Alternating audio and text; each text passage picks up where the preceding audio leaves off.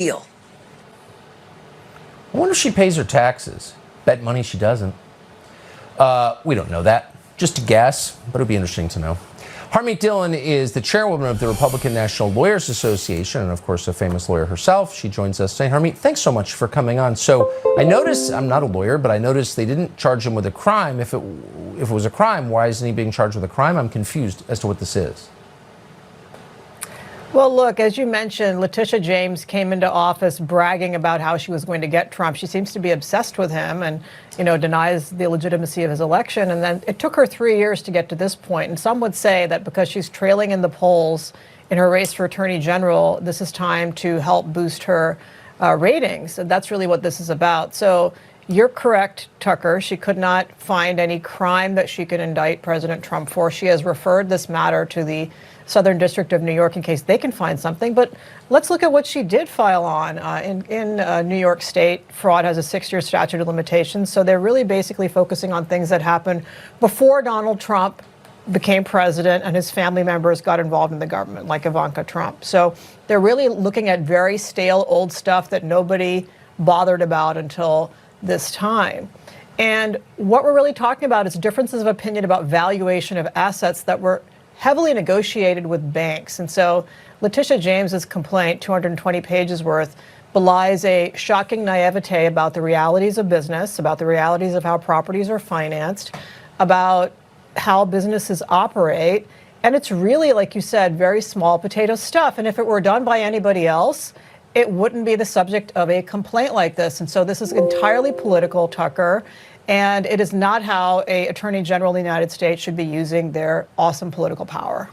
So if there was a victim of this fraud, it would be the banks. But my understanding is the banks didn't complain about this. Did I get that right? There are no victims. This is a victimless complaint. Nobody is complaining, and the banks all got their money back. Everybody is happy except for Letitia James. Harmeet Dillon, thanks so much for coming on tonight. Appreciate it. My pleasure. For the rule of... So the Biden administration has just declared that anyone who opposes the Biden administration is an enemy of the country and likely a violent extremist. Well, a man in North Dakota just murdered a teenager, apparently believing the teenager was one of those extremists he'd heard about from Joe Biden. Fox's Trace Gallagher has this amazing story for us tonight. Hey, Trace.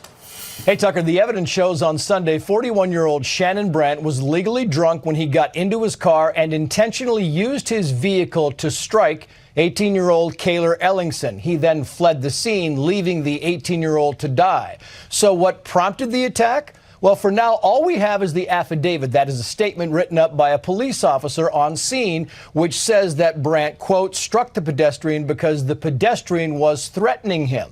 Police say the alleged killer went on to say, quoting, that he hit the pedestrian and that the pedestrian was part of a Republican extremist group. The suspect was then charged with vehicular homicide and was in jail less than 48 hours before being freed on $50,000 bail. Now, it goes without saying in this country, you cannot kill someone because they belong to a certain group. But in this case, there is zero evidence the 18-year-old victim belonged to any group, much less an extremist one. But there is a growing pattern that you no longer need evidence to paint certain people as threatening. Watch. Too much of what's happening in our country today is not normal. Donald Trump and the MAGA Republicans represent an extremism that threatens the very foundations of our republic.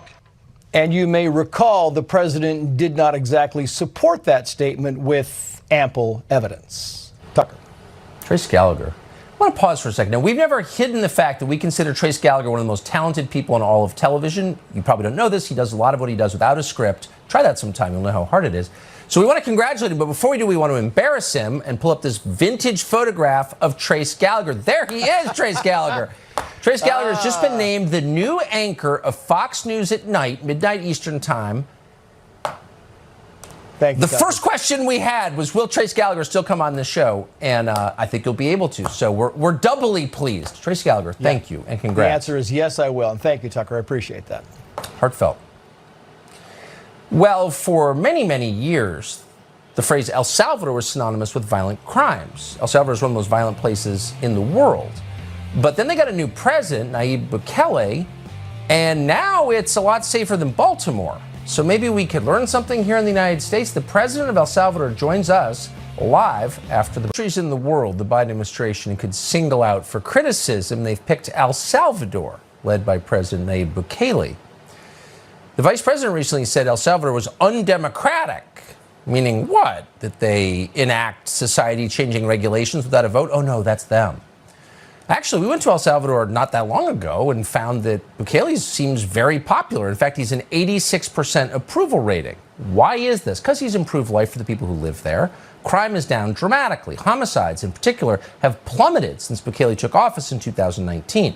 You're seeing those numbers on your screen now. If only someone in our country would do this. How'd they do it? Well, Bukele built a massive prison complex to house 40,000 gang members. He's not letting them out. He's putting them in. And so other people get to live and their children aren't murdered. Now Bukele is threatening to cut off food for imprisoned gang members if gangs continue to kill people on the outside. Yesterday, the president told the UN that organized crime has been defeated in his country. Here's a clip. We have moved from being a country unknown to many, and those few who knew us due to the gangs, the deaths, violence, war.